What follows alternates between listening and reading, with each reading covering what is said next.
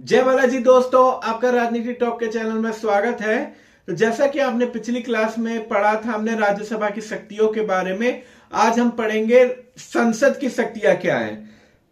भारतीय संसद की शक्तियां क्या है, जो हमारी लोकसभा है। तो सबसे पहले उसकी शक्ति है उसकी वैधानिक शक्ति। भारतीय संसद को सबसे महत्वपूर्ण कार्य क्या है? कानूनों का निर्माण करना, जो कानून जनता के हित में हो तथा जो एक राष्ट्र चलाने के लिए सर्वोत्तम माना जाए, उसको भारतीय संसद उस पर बिल पेश करती है तथा वो कानून पास करती है।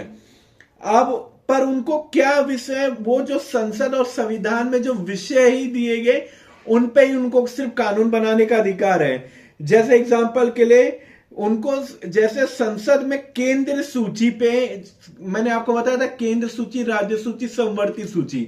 तो जब भारतीय संसद है, केंद्रीय संसद है, वो केंद्र सूची में बना सकती है और अधिकतम समवर्ती सूची में बना सकती है, जो राज्य सूची में नहीं बना सकती। राज्य सूची में कानून बनाने का अधिकार सिर्फ राज्य के मुख्यमंत्री को होता है, ना कि प्रधानमंत्री को। तो केंद्र सूची और समवर्ती सूची में भी राज्य के मुख्यमंत्री का अधिकार होता है, पर उसमें प्रथम मान्यता दी जाती है भारतीय संसद को और तथा प्रधानमंत्री को। वो जो संसद का कानून है उन्हीं को दी जाती है। तो अब समवर्ती सूची तो बता दिया आपको कि समवर्ती सूची में जो जो विषय दी गए उसमें राज्य सरकार को, केंद्र सरकार को, दोनों को कानून बनाने का अधिकार है। पर अगर किसी भी तरह से अगर उनमें बहस हो जाती है तो उसमें अंतिम निर्णय भारतीय संसद का ही मान्य होगा, मींस प्रधानमंत्री का ही माना जाएगा तथा वहां की लोकसभा को ही माना जाएगा। तो राज्यसभा की सूची में केंद्र का भी हस्तक्षेप नहीं कर सकता। हस्तक्षेप वो जब भी कर सकता है जब उस राज्य में इमरजेंसी घोषणा दी गई, मतलब मींस राष्ट्रपति शासन हो, तभी वो उसमें राज्य सूची को अपने पास ले सकता है, वरना नहीं ले सकता है। यदि राज्यसभा अपने उपस्थित तथा मतदान में भाग लेने वाले में 2/3 बहुमत से यह प्रस्ताव पास करते कि यह कानून उस राज्य के लिए देना उचित नहीं है, उसका हनन करते, जब केंद्र कर सकता है, वरना और कोई नहीं। मतलब वो एग्जाम्पल के जैसे राज्य सूची में कर बनाना, टैक्स वसूल करना, ये जो उनके अधिकार में दिए गए, अब वो कहा जाए कि नहीं, ये भारतीय संसद के लिए इंपॉर्टेंट है, कर हम तय करें उस राज्य का क्या है, तो राज्यसभा 2/3 बहुमत से मतदान देगी और वो पास करेगी और उसे क्या बताएगी कि ये राज्य सूची में ना होकर ये राष्ट्र सूची अब बन गया, तो इस पे अब कानून बनाने का अधिकार सिर्फ और सिर्फ संसद का होना चाहिए, ना कि राज्य के मुख्यमंत्री विधानमंडलों का।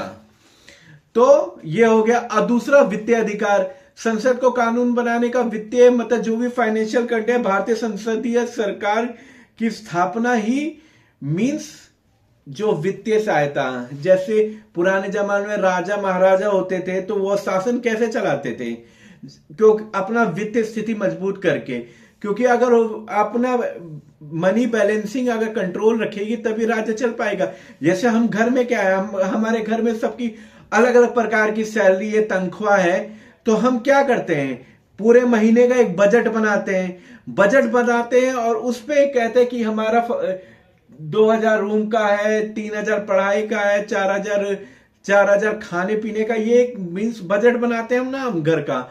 यही ऐसे ही संसद का तथा देश चलाने के लिए भी एक बजट होता है, उसे बनाने का अधिकार सिर्फ संसद को है। तथा इससे क्या होता है, वो उसमें कटौती भी कर सकता है तथा वित्त कर बढ़ा भी सकता है। जैसे नई जीएसटी आई थी जिसमें दूध पे, इन पे कर बढ़ाया गया था। अब क्या है कि दूध पे पहले भी जीएसटी नहीं था, 0% था, कई चीजों पे कर घटाया भी गया, कई चीजों पे बढ़ाया भी गया। अब जैसे एग्जांपल के लिए कई लोग बोलते हैं कि इस चीज पे घट गया फिर भी दाम क्यों नहीं घटे। अगर आप जैसे एग्जांपल के लिए अगर आप देखो कि ट्रांसपोर्ट पे जीएसटी थोड़ी सी बढ़ी है तो फूड आइटम पे घटी है, तो जाहिर सी बात है अगर ट्रांसपोर्ट पे अगर 2% जीएसटी बढ़ी है और फूडिंग पे घटी है, तो भाई जाहिर सी बात है अगर वो एक राज्य से दूसरे राज्य पे आ रहा है तो ट्रांसपोर्ट से ही आएगा। अगर ट्रांसपोर्ट पे या जीएसटी ज्यो की तो है या थोड़ी बढ़ी है, तो फूड आइटम के दाम कैसे बढ़ जाएंगे, उसमें पौना या 50 पैसे या 25 पैसे का ही असर दिखाई देगा। पर यही चीज समझ नहीं होती है। जीएसटी मेथड यही होता है दोस्तों कि अगर कुछ आइटम घट रहे हैं पर कुछ बढ़ रहे हैं, पर आपको ये देखना पड़ेगा कि अगर वो आइटम घट रहे हैं तो वो जो दूसरी चीज है, जैसे कोई भी मोबाइल फोन हो या खाने का आइटम हो, एनीथिंग ऐसा जो हम रोजमर्रा की जिंदगी में यूज करते हैं, अगर उसके दाम घटे हैं तो आप ये मत सोचिए कि बिल्कुल ही कम हो जाएंगे।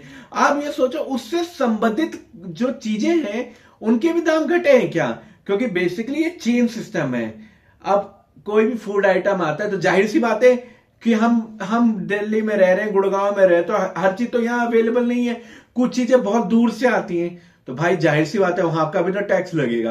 अब वो कितना परसेंट है, अगर वहां 12% होगा या 15% होगा, 18% होगा, तो वो बढ़ेगा। तो भाई अब उसका अगर मालूम मैं कल को उस पे 15% ले रहा हूं ट्रांसपोर्ट टैक्स, अब वो 18% हो जाए तो भाई 3% बढ़ाया तो भले इसमें 2% क्या भाई 3% होगा तो दाम कैसे बढ़ जाएंगे। इसी मेथड से एक फूड आइटम पे दाम बढ़े पर एक पे कम हुए, तो ये सब निर्णय लेने का अधिकार संसद को होता है।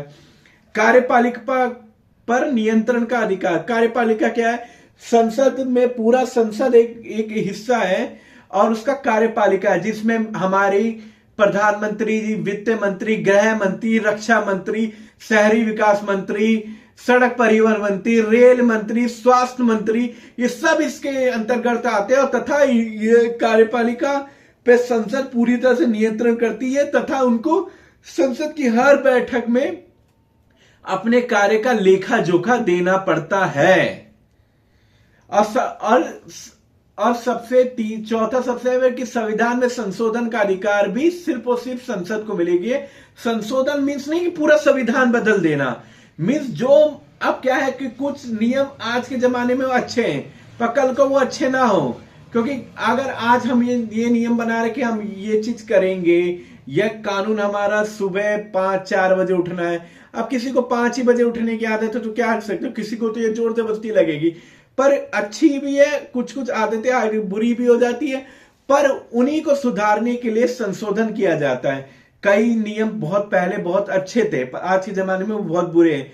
हमारे आज के जमाने में कुछ नियम हमारे लिए अच्छे होंगे पर आगे के लिए वो बुरे हो जाएंगे, तो उसमें संशोधन का अधिकार सिर्फ संसद को दिया गया। ये अगर साधारण शब्दों में समझाया जाए।